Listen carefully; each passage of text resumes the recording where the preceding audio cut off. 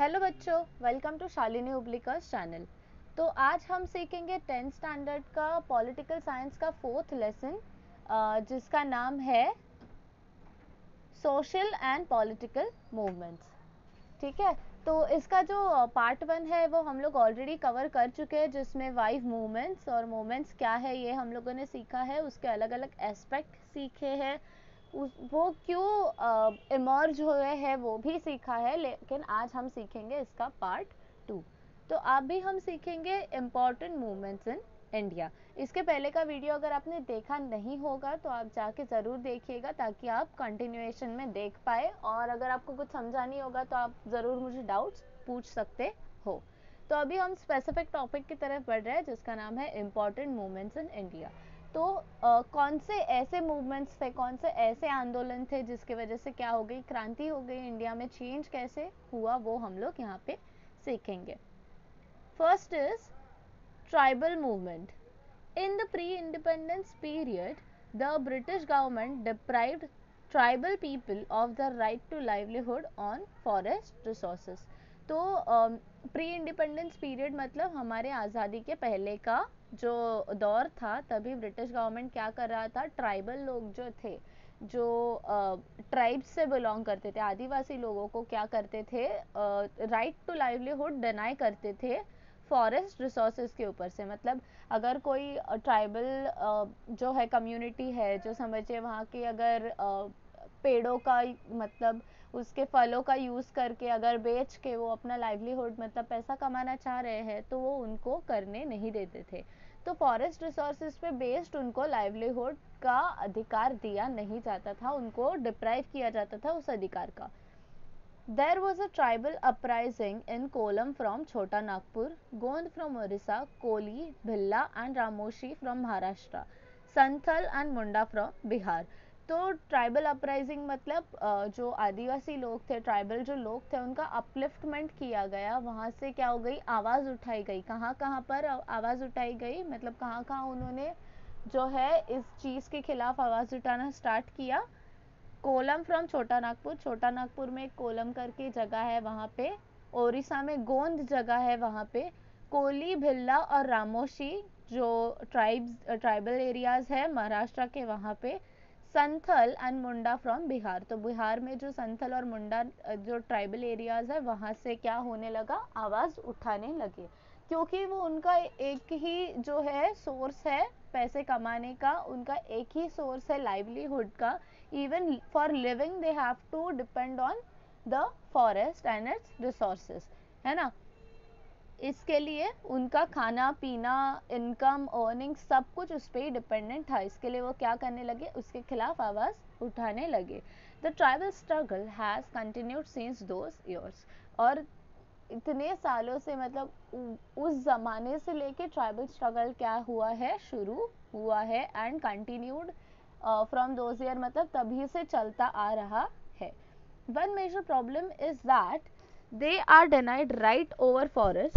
The main demand for the tribal movement is to accept their right over the forest. तो सबसे बड़ी problem क्या है यहाँ पे, कि उनको जो फॉरेस्ट है जहाँ पे वो लोग रहते हैं, उसका राइट उनको डिनाई किया जाता है। मतलब उन्हें ऐसे बताया जाता है कि फॉरेस्ट पे उनका हक नहीं है। ठीक है, ये उनको डिनाई किया जाता है राइट फॉरेस्ट का। हाँ, एंड उनका मेन डिमांड क्या है, कि उनका जो इसके ऊपर का हक है, फॉरेस्ट के ऊपर का हक है, वो एक्सेप्ट करे, पूरा जो गवर्नमेंट है, जो समाज है, जो लोग हैं, वो एक्सेप्ट करे सारे। ये ही उनका मेन डिमांड है। तो ट्राइबल मूवमेंट जो था, जो आदिवासी आंदोलन था, उसका मेन डिमांड क्या था, कि सारे जो लोग हैं उनके राइट ओवर फॉरेस्ट को एक्सेप्ट करे, मतलब वो फॉरेस्ट के ऊपर उनका हक है ये एक्सेप्ट करना है, ये उनका पहला और मेन डिमांड था। They should be allowed to collect products of forest and also should have a right to cultivate on forest land. तो उन्होंने ये भी मांगा था कि उन्हें क्या होने चाहिए, फॉरेस्ट में से जो जो प्रोडक्ट आते हैं, फूल फल, ठीक है, पेड़ पौधे की पत्तियाँ, जो भी बचा कुछ अगर कुछ एनिमल से मिल रहा है, तो जैसे हनी है और भी काफ़ी चीज़ें हैं, डेयरी है, वो सब उनको मिलना चाहिए, उनको हक होना चाहिए, उनको अलाउ करना चाहिए ऐसे सारे प्रोडक्ट्स कलेक्ट करने के लिए। और जो फॉरेस्ट लैंड है, मतलब जंगल में जो उपजाऊ ज़मीन है, उस पे खेती करने को, उसको कल्टीवेट करने को, डेवलप करने को उनको अलाउ करना चाहिए, ऐसा उनका मांग था। ठीक है। नेक्स्ट है फार्मर्स मूवमेंट इन इंडिया। तो अभी हम लोगों ने सिर्फ देखा है tribal movement in India which is very important. अभी हम देखेंगे farmers movement in India. So farmers movement in India is an important movement. During the British period, farmers started getting organized due to anti-agriculture policies of the British colonial government. You must be aware of the farmers movement in Bardoli, Champaranya and movement against revenue collection. The farmers movements were inspired by the thoughts of Mahatma Phule, Justice Ranade and Mahatma Gandhi.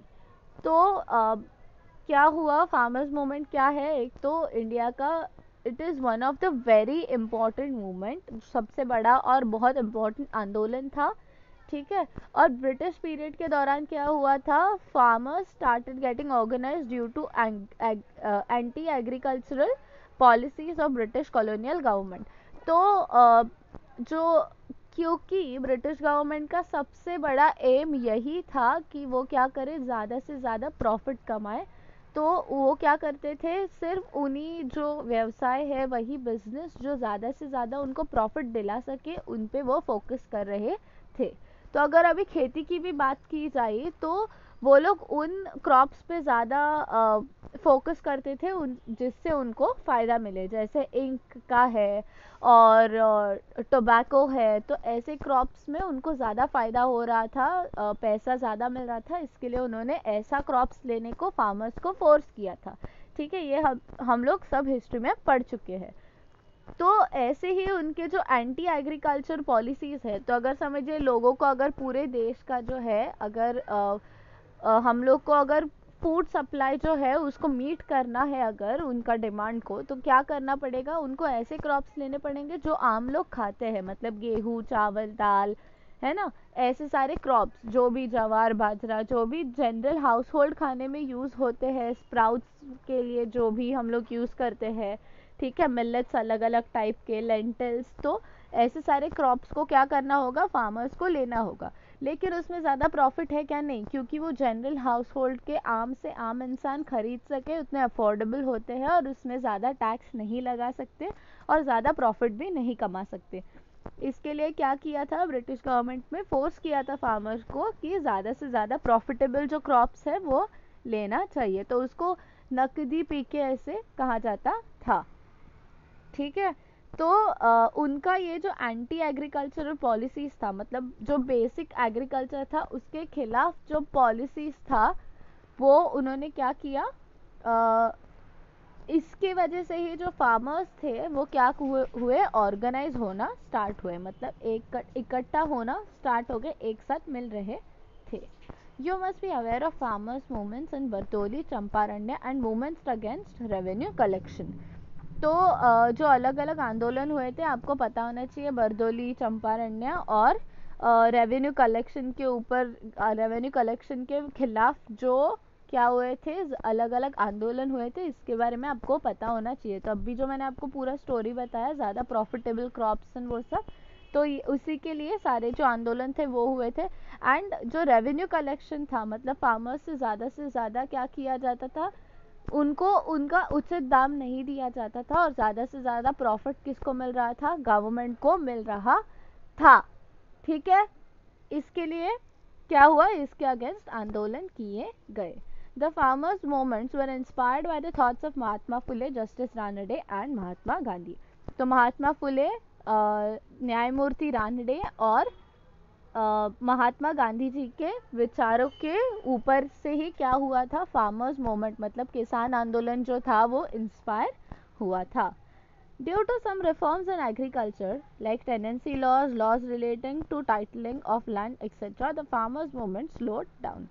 तो agriculture में क्योंकि बहुत ज़्यादा reforms लिए गए, मतलब tenancy laws आए, फिर जो लैंड का जो टिल्टिंग ऑफ लैंड के रिलेटिंग जो लॉज आए हैं उसकी वजह से क्या हो गया, फार्मर्स मूवमेंट जो था वो थोड़ा स्लो डाउन हो गया, मतलब थोड़ा धीमा हो गया. After the green revolution the farmers movement became more active and effective. तो ग्रीन रिवॉल्यूशन के बाद क्या हो गया, फार्मर्स मूवमेंट ज़्यादा एक्टिव और इफेक्टिव हो गया था. Though Green Revolution aimed at increasing agricultural production and achieving self-sufficiency in food grains, it did not benefit the poor farmers. तो अभी ग्रीन रिवॉल्यूशन क्या है, ग्रीन रिवॉल्यूशन मतलब पहले जो थे हम India as a country self sufficient नहीं थे, खुद के कंट्री को जितना हम लोग को अनाज चाहिए हम लोग उतना अनाज वो पैमाने पे उगा नहीं पा रहे थे, तो हम लोग को अनाज भी क्या करना पड़ता था, इंपोर्ट करना पड़ता था. लेकिन ग्रीन रिवॉल्यूशन जब हुआ तो क्या हो गया, उस ग्रीन रिवॉल्यूशन इज व्हाट, तो उसमें क्या हो गया कि हम लोग जो है इंडिया एज अ कंट्री, हम लोग का जो डिमांड है लोगों का खाने का और हमारा जो सप्लाई है, क्योंकि एग्रीकल्चर को इतना बढ़ावा दिया गया था तभी एंड थोड़ा सा रिलैक्स हो गया था लॉस की वजह से, रेवेन्यू और वो सब, तो ग्रीन रिवॉल्यूशन की वजह से ये हुआ कि हमारा जो डिमांड था पूरा कंट्री का खाने का, फूड ग्रेन्स का, और सप्लाई जो था जो फार्मर्स से मिल रहा था वो सफिशिएंट हो गया. तो अभी हम लोग के पास क्या होने लगा, सरप्लस भी जो है वो धान बनने लगा था, वो हम लोग क्या कर रहे थे, एक्सपोर्ट कर रहे थे. ठीक है, तो अभी देखिए आगे क्या बोला है, ग्रीन रिवॉल्यूशन के बाद क्या हो गया, फार्मर्स मूवमेंट ज़्यादा एक्टिव और इफेक्टिव हो गया. क्यों हुआ ऐसा, क्योंकि ये तो सही है कि ग्रीन रिवॉल्यूशन से हम लोग खुद जो है वो सेल्फ सफिशिएंट हो गए फूड ग्रेन्स को कंसिडर करके, लेकिन जो पुअर फार्मर्स थे उनको क्या नहीं मिल रहा था, उनको कोई बेनिफिट नहीं मिल रहा था, ना उनको जो है धान का सही भाव मिल रहा था. ठीक है, इसके लिए ये सारे आंदोलन क्या हो गए, ज़्यादा एक्टिव हो गए थे. The farmers were now divided into rich farmers and poor farmers. Dissatisfaction among the poor farmers led to the beginning of farmers movement. तो अभी क्या हो गया, फार्मर्स जो है उनके दो गुट बन गए, तो एक था रिच फार्मर्स एंड एक था पुअर फार्मर्स. रिच फार्मर्स मतलब जो ज़्यादा समझे प्रॉफिटेबल क्रॉप्स लेते हैं वो, या फिर उनको ज़्यादा मुनाफा मिलता है अपने क्रॉप्स के ऊपर से, या ज़्यादा वो पैमाने पे लेते हैं इसके लिए उनको ज़्यादा मुनाफा मिलता है, तो वो रिच हो गए. और पुअर फार्मर्स मतलब जिनको उतना अच्छा दाम नहीं मिल रहा है और वो उनका कंडीशन में जो है कोई सुधार नहीं आ रहा है. ठीक है, और रिच फार्मर्स का एक और भी एक एस्पेक्ट ऐसा है कि क्योंकि जो है एक जो फार्मर है वो अपने अंडर कुछ और एम्प्लॉयज़ रखते हैं कि जो छोटे छोटे जो जगहें है उसको कल्टिवेट करने के लिए अलग अलग फार्मर्स को दिए जाते हैं, तो वो तो एक रिच फार्मर के अंडर ही काम कर रहे हैं ना, तो वो क्या होगा, पुअर फार्मर्स, तो उनको उतना मिल नहीं रहा है पैसा, लेकिन सारा प्रॉफिट किसको मिलता है, जो उस पूरे खेत का मालिक है उसको मिलता है, मतलब वो हो गया रिच फार्मर. ठीक है, ये एक जस्ट दूसरा एक है एग्जाम्पल. ठीक है, तो उससे क्या हो गया कि जो पुअर फार्मर्स थे उसके बीच का जो है डिससेटिस्फैक्शन, मतलब उनके बीच का जो असंतोष है वो बढ़ गया, वो लोग खुश नहीं थे, इसके लिए क्या हो गया, फार्मर्स मूवमेंट स्टार्ट हो गया. Appropriate price for agricultural products, agriculture to be treated as an industry, implementation of the recommendations of the Swaminathan Commission, debt relief, debt cancellation, national policy for agriculture are some of the demands of the farmers movement. इसको आप ना underline करके रखो पूरा paragraph, क्योंकि आपको ये एक एग्जाम में ज़रूर आएगा किसी ना किसी क्वेश्चन में. ठीक है, या फिर आपको केव रीजंस में भी ये आ सकता है. तो क्या बोला है, appropriate price for agricultural products, मतलब जो उन्होंने जो क्रॉप्स लिए हैं उसके लिए क्या होने चाहिए, एग्रीकल्चरल उनको जो प्रोडक्ट्स है उसका सही दाम मिलना चाहिए. तो उनको क्योंकि कम दाम मिलता है और प्रॉफिट कोई और ही ले जाता है, इसके लिए उनको क्या होना चाहिए, जो फार्मर्स है जिन्होंने इतना मेहनत करके सारा धान उगाया है उनको क्या करना चाहिए, सही दाम मिलना चाहिए. ठीक है, agriculture to be treated as an industry, तो जो एग्रीकल्चर है वो क्या होना चाहिए, इंडस्ट्री करके उसको ट्रीटमेंट मिलना चाहिए. तो जैसे अभी हम लोग देखते हैं कि फिल्म इंडस्ट्री कहते हैं, ठीक है, तो डॉक्टर्स के लिए मेडिकल एक इंडस्ट्री है अलग खुद से. ठीक है, तो अलग अलग फील्ड्स है, राइट। और अगर आप कहोगे सेक्टर्स है तो प्राइमरी सेक्टर, सेकेंडरी, फिर टर्शरी, ऐसे सेक्टर्स आते हैं। तो वो क्या चाहते थे कि एग्रीकल्चर में क्या होना चाहिए, एक इंडस्ट्री की तरह उसको ट्रीट करना चाहिए, ठीक है, ताकि क्या हो जाए वहाँ पे उनको बिजनेस के दाम से, क्योंकि इंडस्ट्री क्या होता है, industry is all about business, वहाँ पे प्रॉफिट चाहिए, इसके लिए प्रोडक्शन होता है। वैसे ही वो चाहते थे कि उनको भी प्रॉफिट मिले, क्योंकि वो ऑलरेडी प्रोड्यूस कर रहे हैं इतने पैमाने पे, ठीक है। इसके लिए वो चाहते थे कि इंडस्ट्री को एग्रीकल्चर जैसे ट्रीट किया जाए। Implementation of the recommendation of Swaminathan commission, तो स्वामीनाथन कमीशन ने जो भी रिसर्च किया होगा और जो भी उन्होंने रिकमेंडेशन दिया है, मतलब जो भी उन्होंने सुझाव दिया है गवर्नमेंट को, उन सुझावों का क्या होना चाहिए, इम्प्लीमेंटेशन होना चाहिए। तो क्योंकि ये फार्मर्स आंदोलन का जो है मांग था, तो डेफिनेटली सारे सुझाव जो है वो फार्मर्स के फेवर में ही होंगे, ठीक है। डेट रिलीफ मतलब उनको कर्जे में थोड़ा सा क्या किया जाए, थोड़ा सा रिलीफ दिया जाए, थोड़ा उनका कर्जा रिलैक्स किया जाए। डेट कैंसिलेशन मतलब कर्जा माफ किया जाए, ठीक है। National policy for agriculture are some of the demands of the farmers movement, और नेशनल पॉलिसी जो है एग्रीकल्चर के लिए वो लाई जाए, ये उनकी मांग थी। शेतकरी संगठना, भारतीय किसान union, all India Kisan Sabha are some of the important farmer organisation in India. क्या है, शेतकरी संगठना, ठीक है, भारतीय किसान यूनियन, ऑल इंडिया किसान सभा, ये क्या है, कुछ इम्पॉर्टेंट फार्मर्स ऑर्गेनाइजेशन है इंडिया के, ठीक है। तो ये आप अंडरलाइन करना, आपको ये डेफिनेटली एग्जाम में आएगा। Do this, name the policy started by the government of the welfare of farmers and landless laborers। तो आपको ये जो है ढूंढना है कौन से पॉलिसीज जो है गवर्नमेंट में निकाली है, किसके लिए, फार्मर के वेलफेयर के लिए, और जो लैंडलेस लेबरर्स है, मतलब जो किसी की और की ज़मीन पे जाके खेती का काम करते हैं, उनके लिए क्या क्या वेलफेयर पॉलिसीज निकाली है वो आपको ढूंढना है, ठीक है।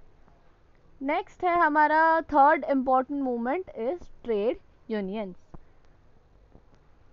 Trade union in India emerged in the background of industrialisation. तो जब भी इंडस्ट्रियलाइजेशन हुआ तो क्या हो गया, उसी की वजह से क्या आया है, ट्रेड यूनियन जो है वो इमर्ज हुआ है।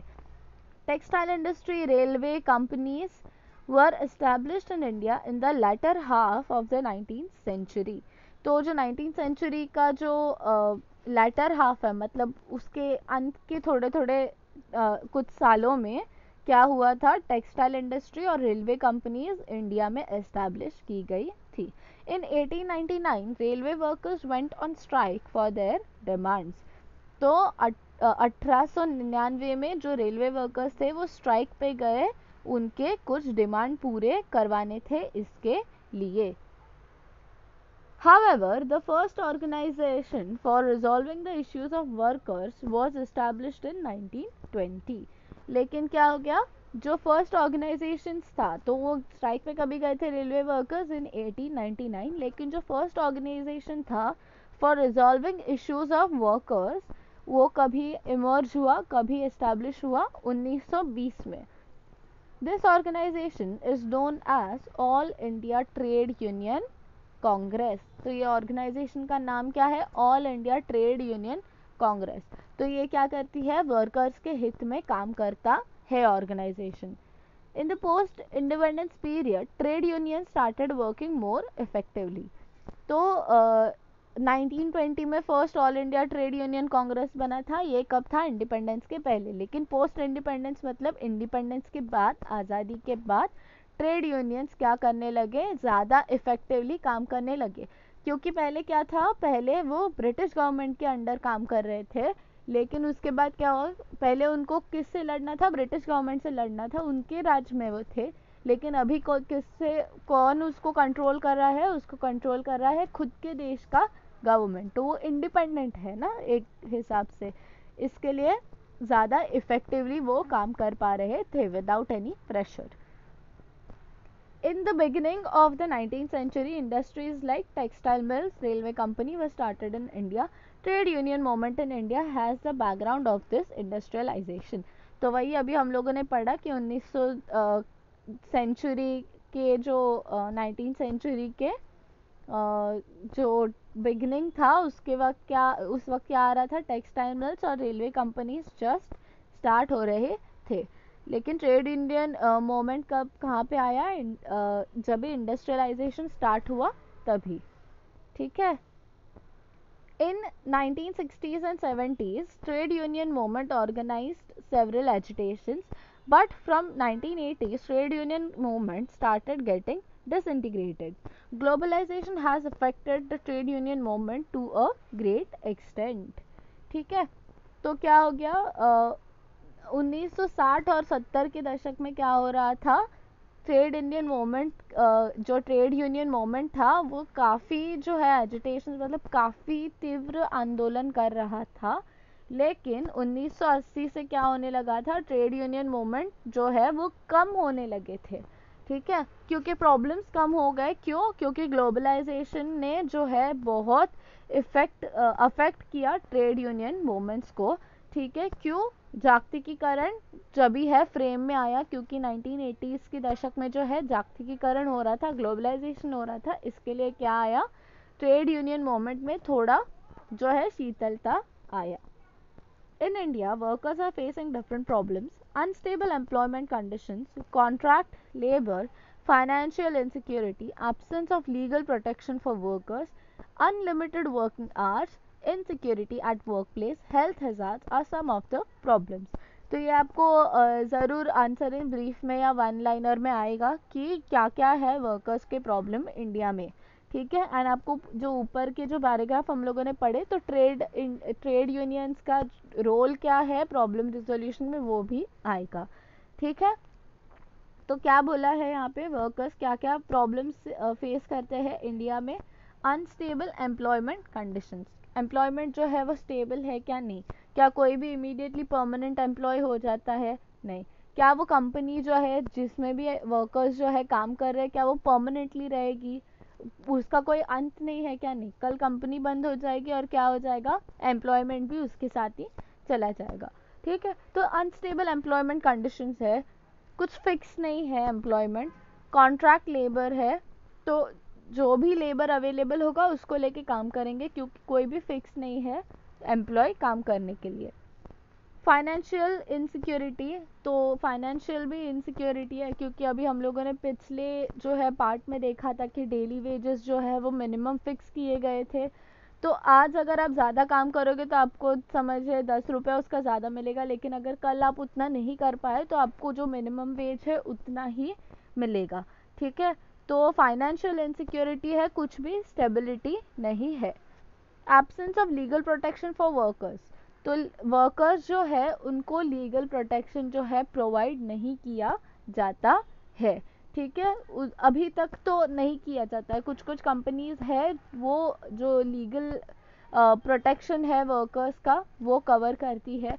अगर समझिए अगर किसी और के अगेंस्ट अगर वर्कर है तो कंपनी शायद उसके लीगल जो है प्रोटेक्शन कवर भी करती होगी, लेकिन अगर वर्कर अगर कंपनी के ही खिलाफ है तो क्या कंपनी उसका लीगल प्रोटेक्शन कवर करेगी, नहीं ना.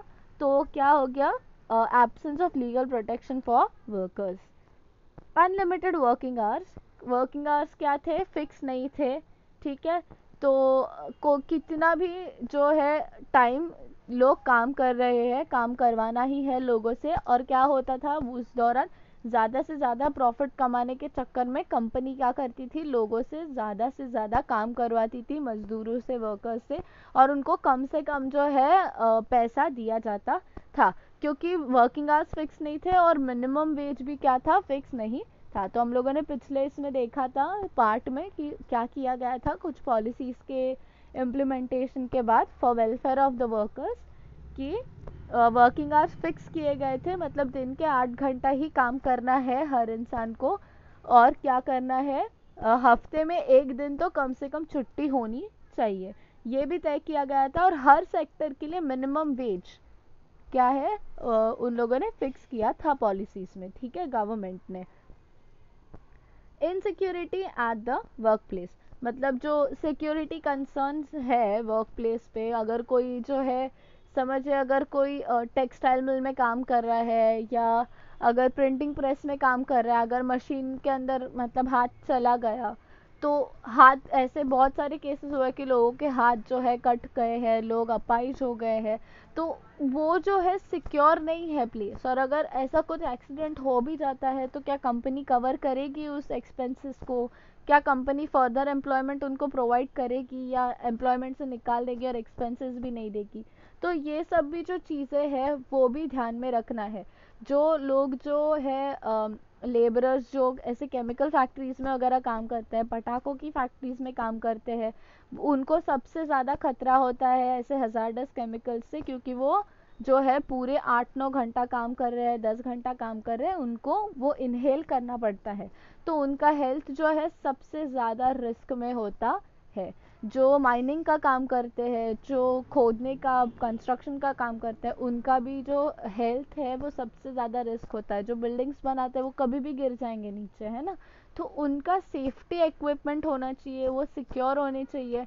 अगर कुछ ऐसा नहीं हो इसके लिए उनको प्रॉपर इक्विपमेंट्स प्रोवाइड करना चाहिए, हेलमेट्स देने चाहिए, है ना, और उनका जो मेडिकल जो भी उनको मेडिकेशंस दी जा रही है, हेल्थ जो भी है प्रिकॉशंस के लिए, उसका भी अच्छे से ध्यान रखना चाहिए कंपनी को। इसके लिए उनका वर्कर्स का सेफ्टी जो है वो बहुत ज़रूरी है। तो ये भी प्रॉब्लम था कि insecurity at work place. Health hazards, health hazards मतलब अभी मैंने आपको जैसे बताया कि अगर तबीयत ख़राब हो गई तो उसका इलाज कौन करेगा और कैसे करेगा, मतलब कंपनी क्या उसको कवर करेगी या नहीं करेगी। और अगर ऐसा कोई सेक्टर है, मतलब कोई केमिकल से रिलेटेड काम कर रहा है और उसको जो है तबीयत ख़राब होने के वर्कर को काफ़ी चांसेस है, तो उसको कैसे प्रिकॉशन लिया जाएगा, और अगर ख़राब हो गई तो उसको कैसे ठीक किया जाएगा, ये सब भी कंपनी को प्लान करना पड़ेगा। ठीक है, ये सब क्या किया था, प्रॉब्लम्स रेज हुए थे इस आंदोलन में। ठीक है, तो ये सारे जो प्रॉब्लम्स है उसके ऊपर ट्रेड यूनियन ने आवाज़ उठाया था। तो ये सारे वर्कर्स के प्रॉब्लम्स थे उस ज़माने में। आज तो काफ़ी क्या है, काफ़ी सारे लॉज है जो इसको रेगुलेट कर रहे हैं। ठीक है, और काफ़ी सारे रूल्स है जो एम्प्लॉयर और एम्प्लॉयज़ दोनों को क्या करना पड़ता है, फॉलो करना ही पड़ता है। ठीक है, तो नेक्स्ट है हमारा women's movement. In the pre independence period progressive main in India initiated the women's movement. तो हमारे आज़ादी के पहले का जो काल था उसमें क्या किया, प्रोग्रेसिव मेन इन इंडिया मतलब जो पढ़े लिखे अच्छे खासे विद्वान जो आदमी थे, जो मेन थे, उन्होंने क्या किया, विमेंस मूवमेंट जो है उन्होंने इनिशिएट किया। मतलब जो नारियों के लिए सशक्तिकरण का जो मूवमेंट है वो उन्होंने स्टार्ट किया। The women's movement aimed at eliminating injustice against women and ending their exploitation, help them to lead a respectful life and participate actively in social life। तो women's movement के क्या क्या एम थे, eliminating injustice against women, तो औरतों के खिलाफ जो अत्याचार है, जो अन्याय हो रहा है उसको ख़त्म कर देना, एंडिंग दर एक्सप्लॉयटेशन, उनका शोषण जो हो रहा है जो लोग करे वो ख़त्म हो जाए, शोषण। ठीक है, help them to lead a respectful life and participate actively in social life। तो पहले क्या था, काफ़ी रिस्ट्रिक्शंस थे औरतों के ऊपर। आज तो हम लोग देख रहे हैं लड़कियां बहुत होशियार है, बहुत अच्छे से प्रोग्रेस कर रही है लाइफ में, बहुत जिम्मेदारियां अच्छे से खुद से इंडिपेंडेंटली निभा रही है। लड़कियां हो, औरतें हो, आपकी मम्मीज होंगी, टीचर होंगी, है ना, काफ़ी विमेन होंगे आपकी लाइफ में जो क्या कर रहे हैं, बहुत अच्छे से बखूबी अपना जो है रिस्पॉन्सिबिलिटी उठाते हैं, इंडिपेंडेंट है, फाइनेंशियली भी इंडिपेंडेंट है, एंड ऐसे भी इंडिपेंडेंट है इमोशनली, मेंटली भी काफ़ी इंडिपेंडेंट है, जो किस पे डिपेंड नहीं कर रही है, चाहे वो किसी भी एस्पेक्ट पे हो। ठीक है, तो पहले के ज़माने में ऐसा नहीं था। तभी क्या था, प्री इंडिपेंडेंस एरा में काफ़ी टाबूज थे, काफ़ी जो है रेस्ट्रिक्शंस थे विमेन के ऊपर, तो उनको एजुकेशन नहीं अलाउड था करने के लिए। ठीक है, एजुकेशन पे बंदी था उनका, ज़्यादा सोशल होने पे उनका बंदी था, वो कहीं बाहर अकेले नहीं जा सकते थे। ठीक है, कहीं घूम नहीं सकते थे, सोशल प्लेसेस पे भी they had to maintain the dignity of their family और ऐसा सब था, कभी भी घूंघट नीचे नहीं गिरे, ऐसे भी थे कुछ प्लेसेस पे। ठीक है, तो उनको ऐसा फुल्ली क्लोथड, सबसे ज़्यादा मतलब पूरा हेड टू टो सब उनको खुद को कवर करके आना जाना पड़ता था। उनको क्लोथिंग का, फूड चूज़ करने का या कोई भी चीज़ चूज़ करने का क्या नहीं था, फ्रीडम नहीं था। जैसा उनके हस्बैंड्स या उनके फैमिली के जो मेल्स हैं वो बोलेंगे वैसा ही उनको बिहेव करना पड़ता था। ठीक है, तो ये सब क्या हो गया, उनको सही नहीं लगता था। जो भी विद्वान आदमी थे उस ज़माने में हमारे सोसाइटी में, तो उन्होंने क्या किया, उन्होंने इक्वालिटी को ज़्यादा अहमियत दिया और उन्होंने क्या बोला कि औरतों को भी रिस्पेक्टफुल लाइफस्टाइल लीड करने का हक है और उनको वो मिलना ही चाहिए। और उनको हेल्प कौन करेगा, क्योंकि सारी औरतों पे ही टैबू है, तो वो कोई ना कोई मेल ही है जो उनको क्या कर सकता है, इसमें से हेल्प कर सकता है। तो उन्होंने ये जो मूवमेंट है वो स्टार्ट किया था ताकि औरतों को रियलाइज़ हो कि रिस्पेक्टफुल लाइफ हमको जीना है और हमें भी सोशल एक्टिविटीज़ में पार्टिसिपेट करने का क्या है, हक है। ठीक है, ईश्वर चंद्र विद्यासागर, राजा राम मोहन रॉय, महात्मा ज्योतिराव फुले, सावित्रीबाई फुले, महर्षि Dhondo Keshav Karve, Pandita Ramabai Ranade took initiative in ending the practice of sati and child marriages। तो ईश्वर चंद्र विद्यासागर, राजा राम मोहन रॉय, ये हम लोग सब जानते हैं। और महात्मा ज्योतिराव फुले, सावित्रीबाई फुले, महर्षि धोंडो केशव कर्वे, पंडिता रमाबाई और रमाबाई रानडे, इन्होंने क्या किया, इन सब ने मिलके सती प्रथा जो है, मतलब पहले अगर जो है हस्बैंड उसकी अगर डेथ हो जाती तो औरत को ऐसे कहते थे कि उसकी वाइफ को जीने का कोई हक नहीं, अभी तो किसके लिए जिएगी, तो कहते थे कि उसे जीने का हक नहीं और पति की चिता पे उसको भी साथ में जला देते थे जिंदा। ठीक है, लेकिन इन लोगों ने क्या किया, ये प्रथा जो है, because it is very cruel and it is against all the human rights, उन्होंने क्या किया, ये जो प्रथा है इसको बंद करवाया।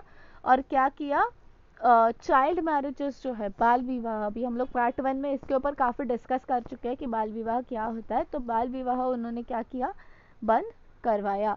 ठीक है, reforms such as widow remarriage, women education and right to vote to women were possible due to the work of this reformist।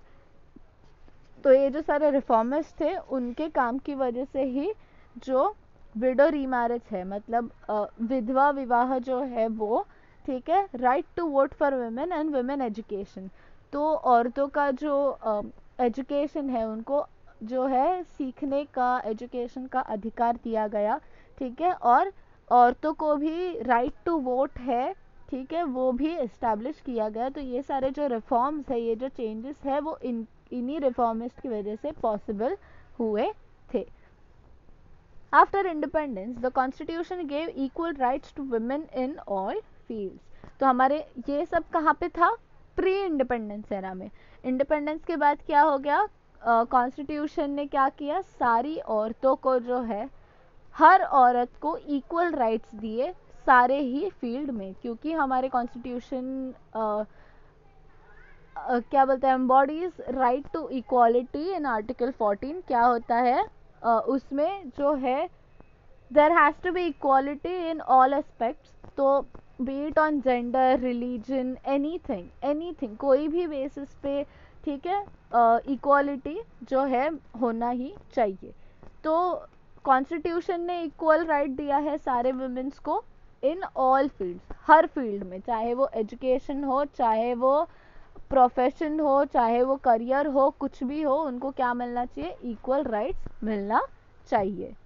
In spite of this women were not treated equally in several fields। तो ये सब करके भी क्या हुआ कि औरतों को इक्वल ट्रीटमेंट नहीं मिल रहा था काफ़ी फील्ड्स में।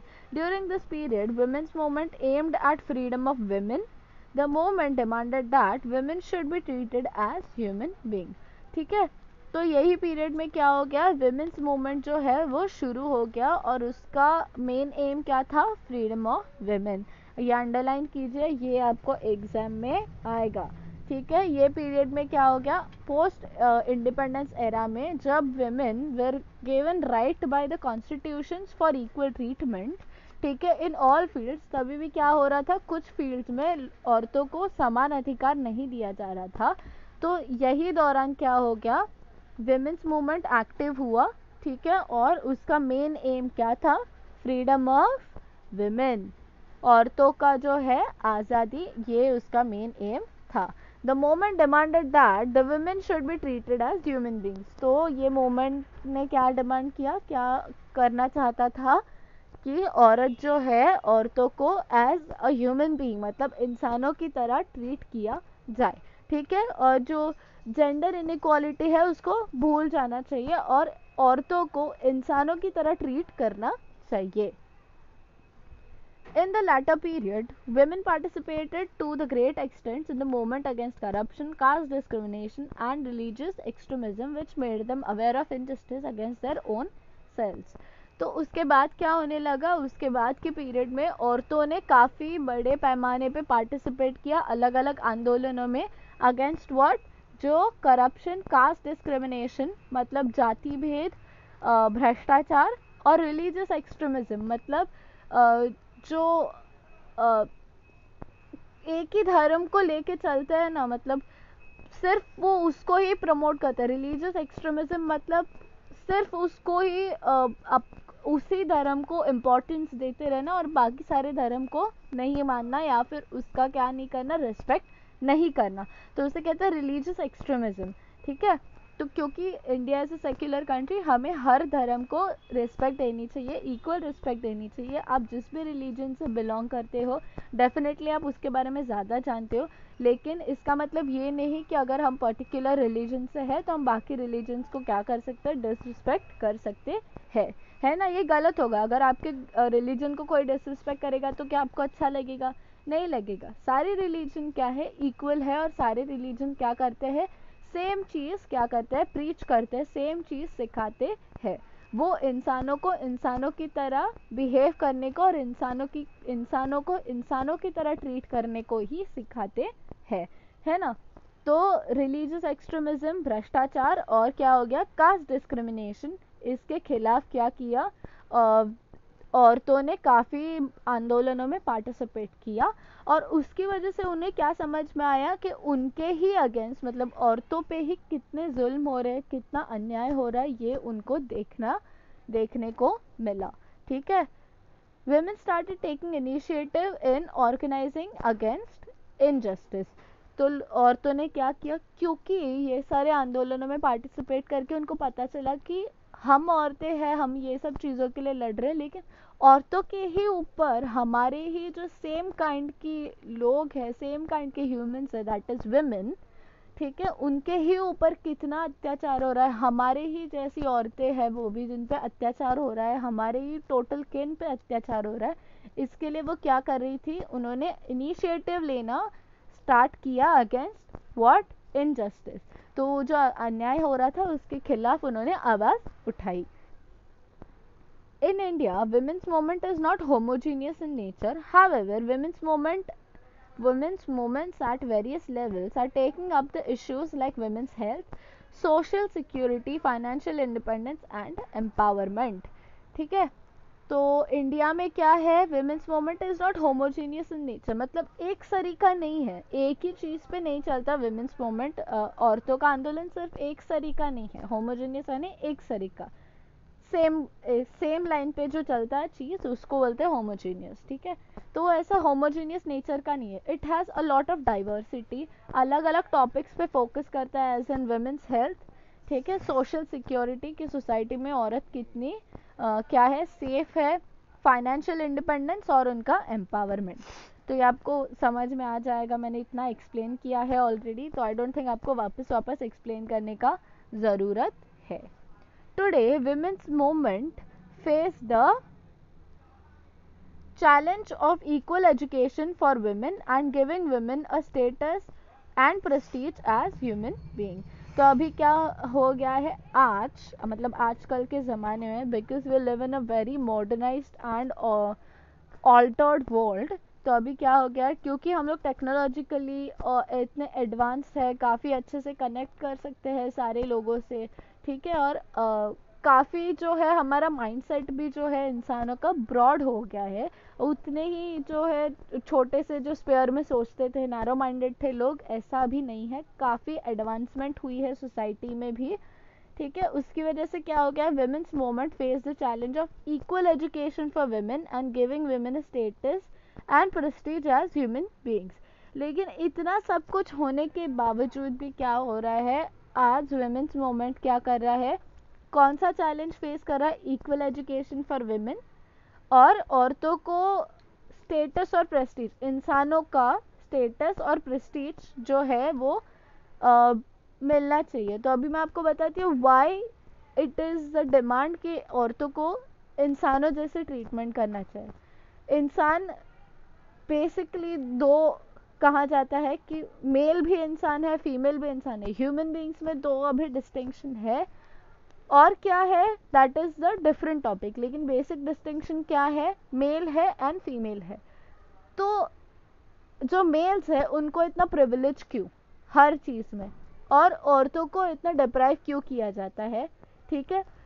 क्योंकि मेल और फीमेल अगर देखा जाए तो क्या नहीं है, इक्वालिटी नहीं आएगी। इसके लिए एज अ ह्यूमन बीइंग उनको ट्रीट किया जाए, ऐसा कहते हैं, ठीक है। इसके लिए उसको यहाँ पे यूज़ किया है कि औरतों को as a human being treat किया जाए। एज फीमेल तो समझा जाता है कि फीमेल मेल से इंफीरियर है, तो उनको फीमेल करके आप मत ट्रीट करो, उनको ह्यूमन बीइंग करके आप ट्रीट करो, तभी आप उनको इक्वल ट्रीट कर पाओगे, ठीक है।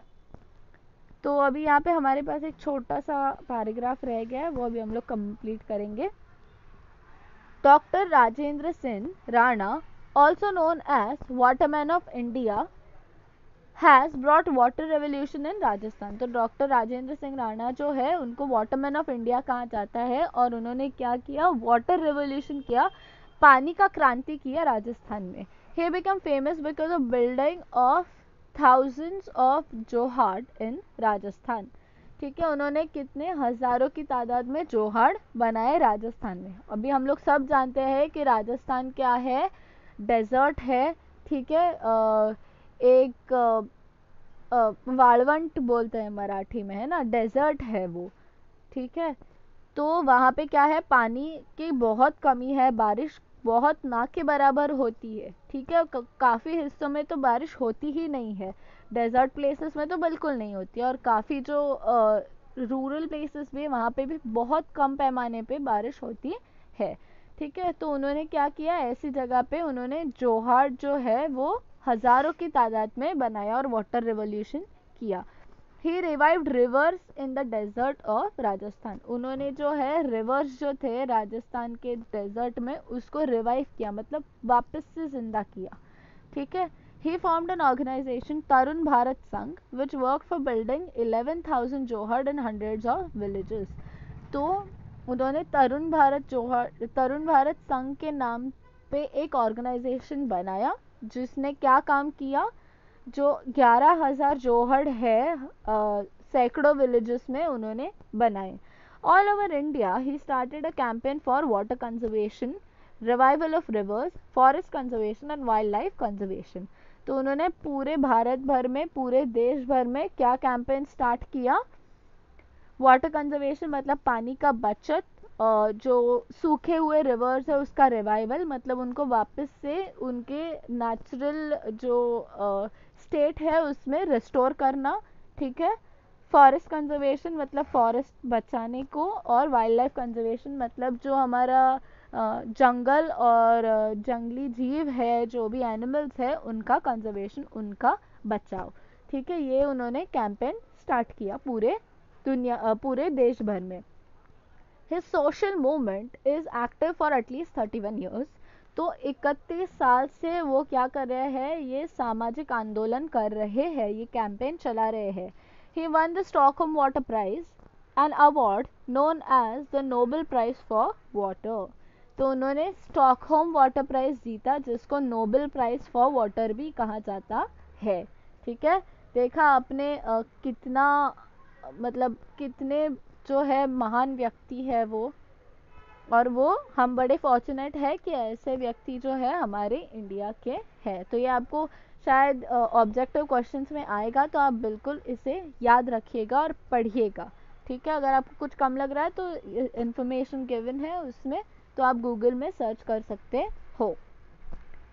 एनवायरमेंट मोमेंट्स, ये हमारा अगला मोमेंट है। We are aware that environmental degradation is a serious problem at national and international level. तो हम जानते हैं कि हमारा पर्यावरण का जो डिग्रेडेशन है ये काफ़ी सीरियस प्रॉब्लम है, नेशनल लेवल पे भी और इंटरनेशनल लेवल पे भी, ठीक है। At the international level several movements are working to stop the deterioration of the environment. तो इंटरनेशनल लेवल पे जो है काफ़ी मोमेंट्स है जो क्या कर रहे हैं, जो एनवायरनमेंट का जो क्वालिटी घटता जा रहा है उसका जो है काफ़ी उस पर काम किया जा रहा है, ताकि जो एनवायरनमेंट का क्वालिटी है वो घटे नहीं, ठीक है, और एनवायरनमेंट को नुकसान ना हो, वो ख़राब ना हो। तो जो ख़राब हो रहा है उससे रोका जाने का प्रयास कर रहे हैं। We see a significant international cooperation in this field. तो हम लोग क्या देखते हैं, एक सिग्निफिकेंट इंटरनेशनल कोऑपरेशन देखते हैं। तो ये एनवायरनमेंट के फील्ड में हम लोग क्या देख रहे हैं, इंटरनेशनल कोऑपरेशन, मतलब जो अंतरराष्ट्रीय सारे देश मिलजुल के इसमें क्या कर रहे हैं, काम कर रहे हैं। In India many movements are working on different aspects of environment. The environment movement are taking up issues like protection of biodiversity, protecting different sources of water, protection of forests, green belt, pollution of rivers, use of chemicals and their ill effects. तो India में काफ़ी movements है, काफ़ी आंदोलन है जो क्या कर रहे हैं, काम कर रहे हैं अलग अलग एस्पेक्ट्स पे एनवायरनमेंट के। तो वो क्या क्या इश्यूज टेकअप कर रहे हैं, क्या क्या इश्यूज पे काम कर रहे हैं। प्रोटेक्शन ऑफ बायोडाइवर्सिटी, मतलब जैव विविधता का प्रोटेक्शन।